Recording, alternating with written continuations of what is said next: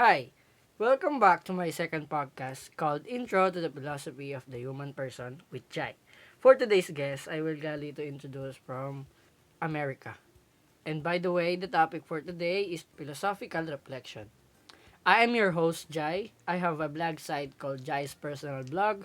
It talks about my activities from my school every week. Alright, Darwin, welcome to the second episode of Intro to the Philosophy of the Human Person with Jai. Can you briefly introduce yourself so the readers can know a little about you before we start? Sure thing. By the way, my name is Darwin. I'm a college student from UP, and I am currently taking civil engineering. And I also run a blog site that is talks about tips and tricks in surviving the course civil engineering for the students who are taking interest on becoming a civil engineer. Thank you, Darwin, for introducing yourself. As I already mentioned from the start, today's topic is all about philosophical reflection.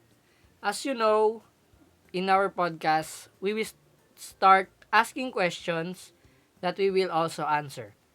Hmm. For the first question, Jai, what is a philosophical question? Ooh, that's a good question. Yeah.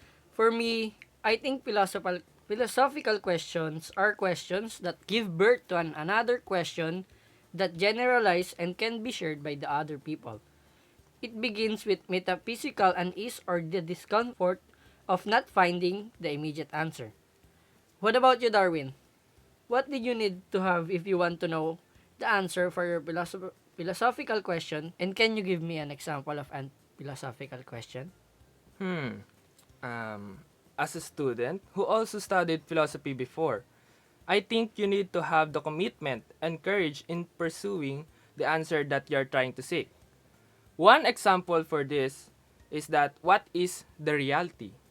Until now, I can find the answer to that question. It is really hard to tell what it is. Oh, thank you for your answer. Overall, philosophical questions give us the urge of discomfort for not finding the immediate answer that we are trying to seek. And thank you guys, that is all. Thank you for listening for today's podcast. If you have something to tell us, just comment down below what you think. Goodbye and thank you.